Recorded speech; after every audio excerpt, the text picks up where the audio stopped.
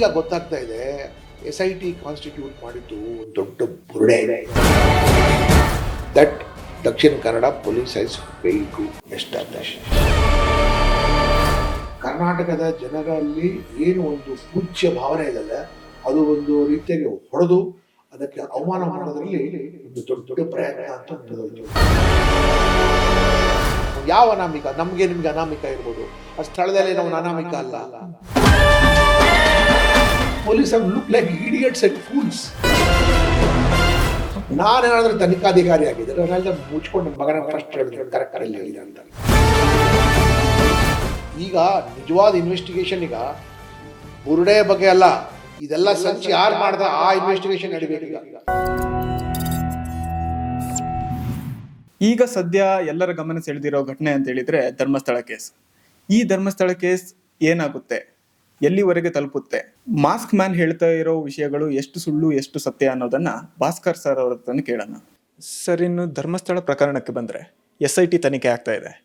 ಇತ್ತೀಚೆಗೆ ರಾಜಕೀಯ ಪಕ್ಷಗಳು ಕೂಡ ಎಂಟ್ರಿ ಕೊಟ್ಟಿದೆ. ಮುಂದೇನಾಗ್ಬೋದು? ಧರ್ಮಸ್ಥಳ ಇನ್ವೆಸ್ಟಿಗೇಷನ್ ಇದೆಲ್ಲ, ನಾನು I tell you as a professional police officer. ಈಗಂತೂ ಈಗ ಬಹಳ ಕ್ಲಿಯರ್ ಆಗಿ ಗೊತ್ತಾಗ್ತಾ ಇದೆ that it is a conspiracy ಅಂತ. ಈಗ ಇದು ಕಾನ್ಸ್ಪಿರಸಿ ಅಂತ ನಾವು ಮುಂಚೆನೆ ನಮ್ಗೆ ಗೊತ್ತಾಗಲಿಲ್ಲ ಇದು ಕಾನ್ಸ್ಪಿರಸಿ ಅಂತ.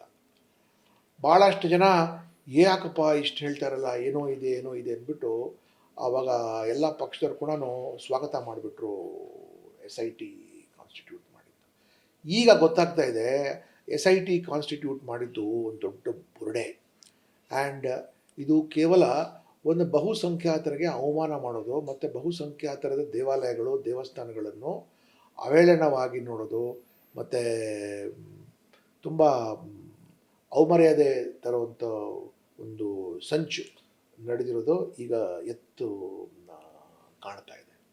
ಇದು ಯಾರಿಂದ ಯಾಕೆ ಹೀಗೆ ಆಗ್ತಾ ಇದೆ ಅನ್ನೋದು ಒಂದು ದೊಡ್ಡ ಪ್ರಶ್ನೆ. ಬಟ್ ನೀವು ರಾಜಕೀಯ ಅಂತ ಕೇಳೋದ್ರಲ್ಲ, ರಾಜಕೀಯ ಅದೆಲ್ಲ ನೀವು ದೂರ ಇಟ್ಟರು ಒಬ್ಬ ಮನುಷ್ಯ ಒಂದು ಬುರುಡೆ ಮತ್ತು ಒಂದು ಮೂಳೆ ತಗೊಂಡು ಪೊಲೀಸ್ ಸ್ಟೇಷನ್ಗೆ ಬಂದರೆ, ನಾನು ಆ ಜಿಲ್ಲೆ SP ಆಗಿದ್ದರೆ ನಾನು ಫಸ್ಟು ನಿನ್ನ ಕೈಲಿ ಇದು ಹೆಂಗೆ ಬಂತು ತೋರಿಸು, ಇದು ಎಲ್ಲಿದೆ ತೊಗೊಂಬಂದ್ಯಾ. That Dakshina Kannada police has failed to establish. ಆತ ಏನು ಹೇಳ್ತಾನೆ, ಇಲ್ಲಿ 100 ಶವಗಳನ್ನು ನಾನು ಊತಿದ್ದೀನಿ ಅಂತ. ಅದರ ಮೇಲೆ ಈ ಮಹಿಳಾ ಆಯೋಗದವರು ಒಂದು ಪತ್ರ ಬರೆದು, ಮತ್ತು ಕೆಲವು ಎಡಪಂಥಿಗಳು, ಕೆಲವರು ಹೈಕೋರ್ಟ್ ಜಡ್ಜ್ಗಳಂತೆ, ಕೆಲವರು ಹೊರ ರಾಜ್ಯದವರು ಕೂಡ ಎಲ್ಲ ಸೇರಿಕೊಂಡು ಇವರು ಧರ್ಮಸ್ಥಳ ದೇವಸ್ಥಾನದ ಸುತ್ತಮುತ್ತ ಏನಾಗಿದೆ ಸತ್ಯ ಶೋಧನ ಮಾಡಬೇಕು ಅನ್ನೋ ದೃಷ್ಟಿಯಿಂದ SIT ಮಾಡಬೇಕು. ಇವರು ತನಿಖೆಗೆ ಅವಕಾಶನೇ ಕೊಟ್ಟಿಲ್ವಲ್ಲ. ತನಿಖೆಗೆ ನೀವು ನೋಡಿ, ಒಂದು ಮೂಳೆ ಮತ್ತು ಒಂದು ಬುರುಡೆ ತೊಗೊಂಡ್ಬಂದಿರುವಾಗ section 27 of the evidence act ಪ್ರಕಾರ ಆಯ್ತಪ್ಪ, ನೀನು ತೋರಿಸು ಎಲ್ಲಿಂದ ತೆಗೆದಿದೆಯಾ ನೀನು, ಅಲ್ಲಿ ತೋರಿಸ್ಬೇಕು. ಮತ್ತು ಧರ್ಮಸ್ಥಳದ ಬಗ್ಗೆ ಕರ್ನಾಟಕದ ಜನರಲ್ಲಿ ಏನು ಒಂದು ಪೂಜ್ಯ ಭಾವನೆ ಇದೆಯಲ್ಲ, ಅದು ಒಂದು ರೀತಿಯಾಗಿ ಹೊಡೆದು ಅದಕ್ಕೆ ಅವಮಾನ ಮಾಡೋದ್ರಲ್ಲಿ ಒಂದು ದೊಡ್ಡ ಪ್ರಯತ್ನ ಅಂತೂ ನಡೆದೋಯ್ತಿದ್ದು. ಯಶಸ್ಸಂತೂ ಆಗಲಿಲ್ಲ, ಅದು ಪ್ರಯತ್ನ ಅಂತೂ ಇವರು ಮಾಡಿಬಿಟ್ರು. ಕೆಲವು ಸರ್ತಿ ನಾವೇ ನೋಡ್ತೀವಲ್ಲ, ಕೆಲವು VVIPಗಳು VIP ವಿರುದ್ಧ ರೇಪ್ ಕೇಸು ಇತ್ಯಾದಿಗಳು ಬಂದರೆ ನಾವು ಸೆನ್ಸೇಷನಲೈಸ್ ಮಾಡೋಕ್ಕಿಂತ ಮುಂಚೆ ಸ್ವಲ್ಪ ಇನ್ವೆಸ್ಟಿಗೇಷನ್ ಮಾಡಿದ ನಂತರ we bring that into picture. ಇವರು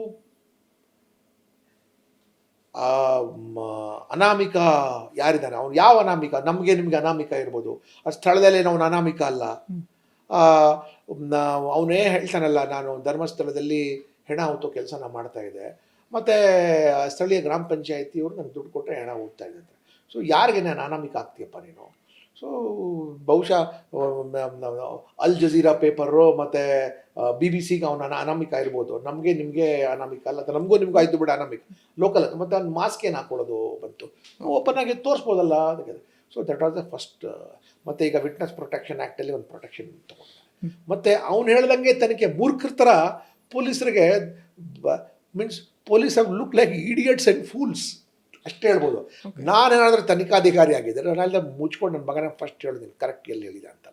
ಆ್ಯಂಡ್ ತನಿಖೆ ಮಾಡೋದು ಕೂಡ ದರಡೆ ಎಲ್ಲ ಕಡೆ JCBಗಳು ತೊಗೊಂಡು ಗುಡ್ಡೆ ಅಗದು ಒಂದಿಷ್ಟು ಕಡೆ 16 ಅಡಿ ತನಕ ಯಾರು ಹೋಗ್ಬಿಟ್ಟು 16 ಅಡಿ ಕೆಳಗೆ ಡೆಡ್ ಬಾಡಿ ಬರಿ ಮಾಡ್ತಾರ.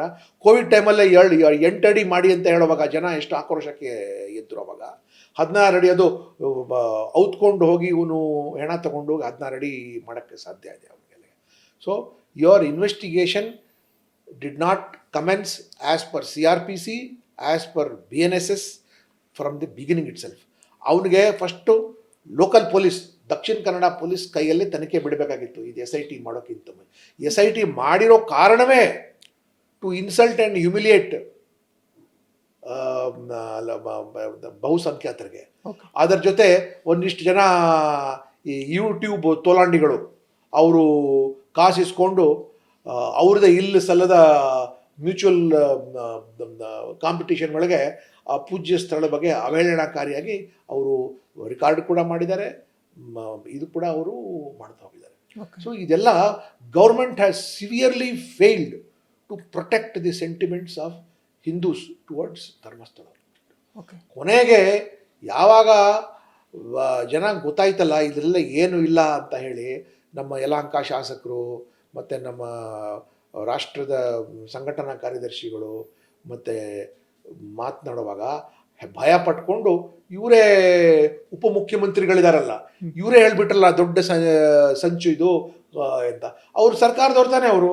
ಮತ್ತು ನೀವು SIT ಕಾನ್ಸ್ಟಿಟ್ಯೂಟ್ ಮಾಡುವಾಗ ಇದು ದಕ್ಷಿಣ ಕನ್ನಡ ಪೊಲೀಸ್ ಕೇಳಲಿಲ್ಲ, ರೇಂಜ್ IGP ಕೇಳಲಿಲ್ಲ, additional DG law and order ಕೇಳಲಿಲ್ಲ, ಹೋಮ್ ಸೆಕ್ರೆಟರಿ ಕೇಳಲಿಲ್ಲ, ಕ್ಯಾಬಿನೆಟ್ಟಲ್ಲಿ ನೀವು ಪ್ರಸ್ತಾಪ ಇಟ್ಟಿಲ್ಲ, ನೀವು ಉಪಮುಖ್ಯಮಂತ್ರಿಗಳು ಒಪ್ಪಿಗೆ ಕೊಟ್ಟಿಲ್ಲ.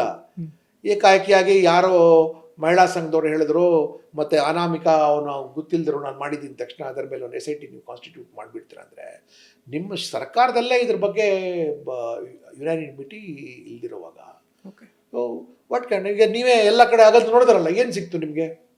ಅದು ಕೊನೆಗೆ ಅವನು ಹೋಗಲಿ ಬಿಡಿ, ಅವ್ನು ತೊಗೊಂಡು ಹೋದಲ್ಲ, ಅವನೇನು ಹೇಳಿದ, ನಾನು ಅಗದಿದ್ದು ನಾನು ಊತಿದ್ದು ಶವ ಇದು ಅದರದ್ದು ನಾನು ತೊಗೊಂಡ್ಬಂದಿದ್ದೀನಿ ಅಂತ ಹೇಳ್ತಾರಲ್ಲ. ಅದು ಫಾರೆನ್ಸಿಕ್ನಲ್ಲಿ ಮಾಡಿ ನೋಡಿದ್ರೆ ಅದು ಗಂಡಸಿಂದು ಬುರುಡೆ, ಅದು ಹೆಣ್ಸಿನ ಬುರುಡೆನೂ ಅಲ್ಲ ಅದು. ಮತ್ತು ನಿಮಗೆ ತಗ್ಗಿರು ಹೇಳ್ತಾರೆ ಕೆಲವು ಕಡೆ ಆಗಿರ್ಬೋದು ಆ್ಯಸ್ ರಿಗಾರ್ಡ್ಸ್ ಡೆಡ್ ಬಾಡಿ, ಅದು ಕೂಡ ಸಿಕ್ಕಿಲ್ವಲ್ಲ. ಕೆಲವು ಧರ್ಮಸ್ಥಳ ಇದು ಬನಾರಸ್ ಇರಲಿ ಅಥವಾ ಅದು ಕಾಶಿ ಇರಲಿ, ಅಲ್ಲೋ ಕೆಲವರು ಜನ ಪ್ರಾಣ ಬಿಡ್ತಾರಲ್ಲಿ. ಕೆಲವರು ಧರ್ಮಸ್ಥಳದಲ್ಲಿ ಒಂದು ಪ್ರಾಣ ಬಿಡ್ತಾರೆ, ಕೆಲವರು ಪ್ರಾಣ ಬಿಡೋಕ್ಕಾಗಲ್ಲ, ಆತ್ಮಹತ್ಯೆ ಮಾಡ್ಕೊಂಡ್ಬಿಡ್ತಾರೆ.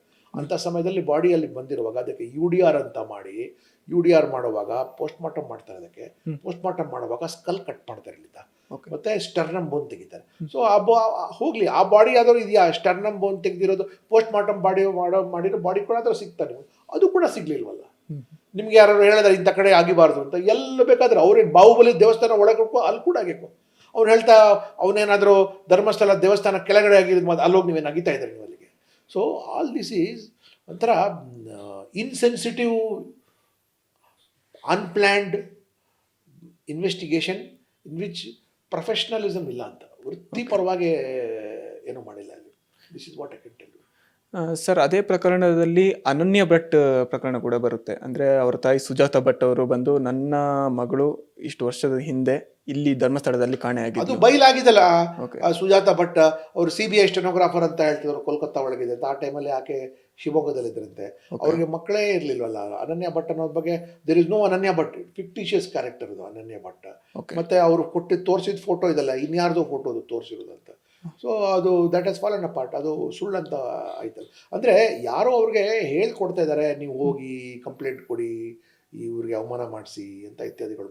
ಅಂದರೆ ಈಗ ನಿಜವಾದ ಇನ್ವೆಸ್ಟಿಗೇಷನ್ ಈಗ ಬುರುಡೆ ಬಗ್ಗೆ ಅಲ್ಲ, ಇದೆಲ್ಲ ಸಂಚು ಯಾರು ಮಾಡ್ದ ಆ ಇನ್ವೆಸ್ಟಿಗೇಷನ್ ನಡಿಬೇಕೀಗ. ಓಕೆ.